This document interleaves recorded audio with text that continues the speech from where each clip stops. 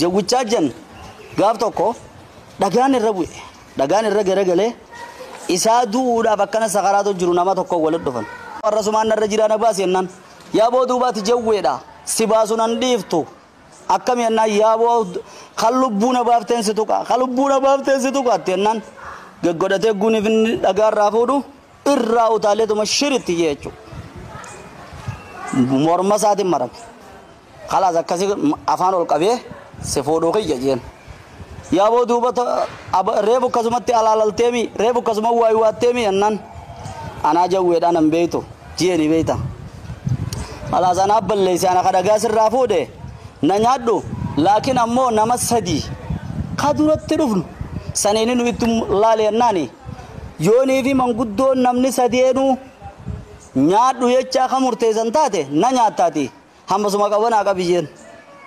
nama duratti dhufnu haa jennaan akkanumatti sirratti ta'a shirjeessi maramee ta'a nuyi asi jeede osoo neefi deemanii eenyu dhufan raada takka dhufan jee akkasin raada gaafatanii yaasaa kanana kun akkana waliin jirraati nu iddun murteessi maali dhagaadhaarra jiruun irraa kaase narraa kaasi jeeti deebi'eessi maan ajjeessa jeenan marame galanni kiyya kanuma jennaan yaa jawwicha jetteen ka raaddi nyaadhu ammaa uni turte qacallo nyaadhu jetteen maali jennaani anis aannan kiyyanarraa ilmataniiti ilmi aadam galatan beeku aannan kiyyanarraa ilmatanii deebimaas yeroo beelawanitti foon fadhanin na qalatanii na nyaatanii yeroo maallaqa fadhanin na gurguratanii akkasii wajjin iyyoonii fi nani waa duraa nyaadde sa'aa kanamo raadatanamo neefkaa kanamo je'anii na dhawanii naafuu galatan galchine atis galatan galchiniif nyaadhuun sin jennaan ayyee akkam jetta jeen jawwichi haa nam lamaan na hafe hammaan lamaan gaafadhuudha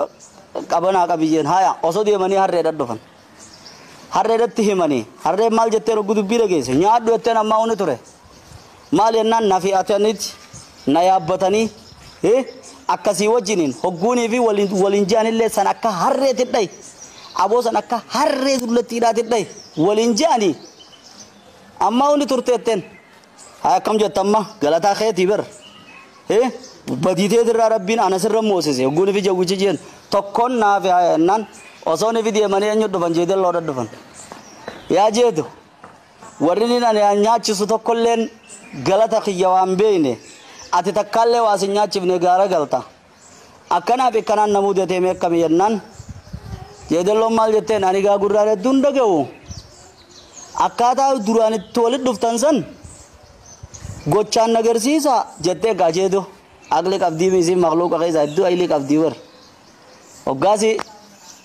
afisiin gorsiisa jee jawwichirraa bihee dhagaa jala waliin maramee taa'ee narra kaa'e dhagaa jeen unoolaa lakkanaa jee dhagaa fuudheerra kaa'ee isaa akkana jiruun walit dhufne jennaan akkasi jiraami galata isaati an gurraannumaan dhagiyaa isa sirraa baasuuf jechaan jee faduuna kamaala idaree ulii jetteen akkasitti achitti jeesee